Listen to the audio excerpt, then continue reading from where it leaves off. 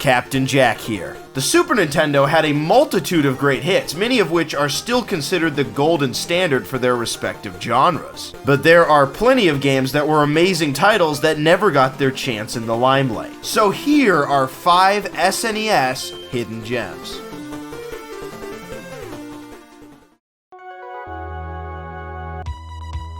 Super Chase H.Q. is simple greatness. A port of a Taito arcade game of the same name, it sports a sexy behind-the-wheel perspective that was pretty uncommon for SNES driving games. To be clear, this is a driving game, not a racing game, as the only objective here is to track down and arrest criminals. Hence the, chase. The 5 levels are pretty varied, with each in a different location and road type, from the desert to the city to weaving into oncoming lanes of traffic. Who knew getting in a head-on collision just jumps you a couple feet in the air? I gotta try that the next time I drive. Every level ends with a thug to throw in jail, but how do you make these arrests? What kind of Inspector Gadget level weapon are you using to stop these criminals? You just ram them in the back a lot. Oh, they have guns, but yeah, you just smash into them until they stop moving. You do have one advantage though, you're apparently made of metal. I mean, you'd have to be. You can get shot about 20 times in the face before you die. Super Chase H.Q. is short and action-packed, and if you've already played F-Zero and Super Mario Kart and you want to dive deeper, you can't go wrong starting here.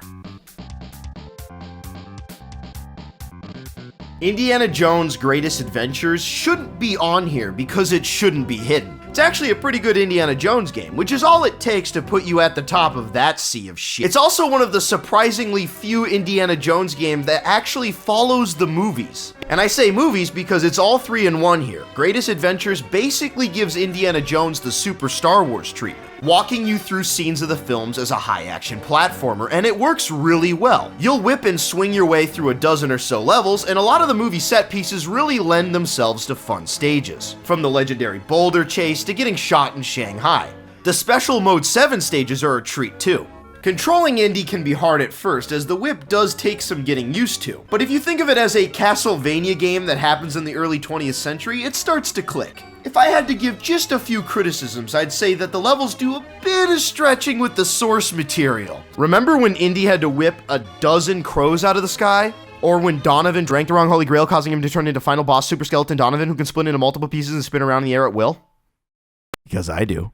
Overall, Indiana Jones' Greatest Adventures is a cut above the usual movie tie-in game and easy to jump into, especially if you like the films.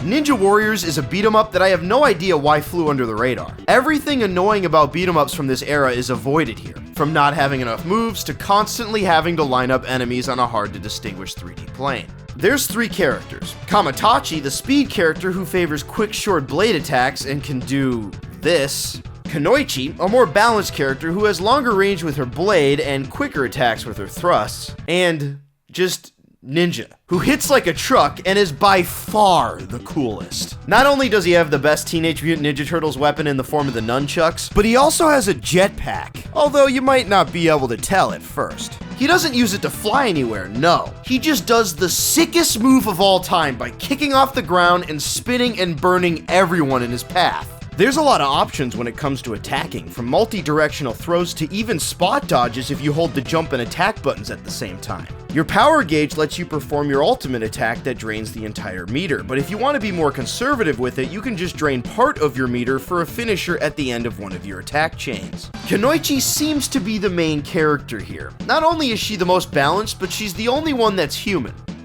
Oh, no, she just has better PR. The stages are pretty colorful, but the enemies are derivative, with shredders and middle-aged Wolverines. It's pretty funny that despite being robots, Kamatachi and Kunoichi are pretty standard weights, while Ninja has been stuffed with lead. Definitely explains why his jetpack is for pain purposes only. With its bass-heavy soundtrack, Ninja Warriors feels like a punchy Genesis game that somehow wandered on the Super Nintendo, and it's definitely worth a play. Blackthrone is a dark brooding adventure game in the tradition of something like Prince of Persia or Flashback. It's actually an early Blizzard effort, only being their second game. It's hard to classify exactly what this game is. It's part puzzle platformer, part cover shooter. Being able to duck in the shadows was pretty innovative at the time and makes for some hair-trigger gunfights. Every enemy is a challenge, and it's all about timing your shots just right so you can get the drop on them. If you feel super confident, you can do this. There's a whole button for that.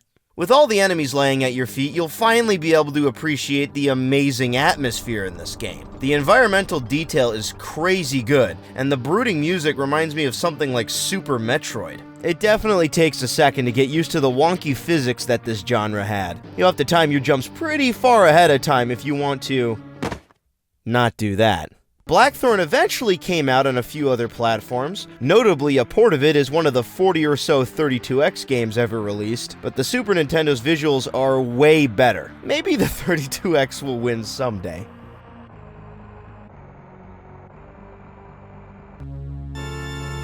Demon's Crest is an epic in all meanings of the word. A spin-off of the Ghost and Goblin series, it's about as far removed from that game as you can be, seeing as that game is fast-paced bullshit designed to swallow quarters, but here we have slower, more open levels that are much more complex and forgiving, and it's all interconnected on a beautiful Mode 7 game map. The music is absolutely gorgeous. The organ-heavy soundtrack sounds like nothing else on the SNES. The instrumentation really isn't that different than the game it's spinning off from, just grander and slower because the gameplay allows it to breathe a little bit. There's plenty of boss fights, from the show-stopping Bone Dragon at the beginning, gargoyles, to even reoccurring bosses. Beyond being able to change your breath, you can collect crests that completely change your abilities. From the water crest that allows you to swim, to the air crest that lets you fly upwards instead of just horizontally. Demon's Crest is short and sweet, and it has a kind of RPG platformer mix to it that works really well.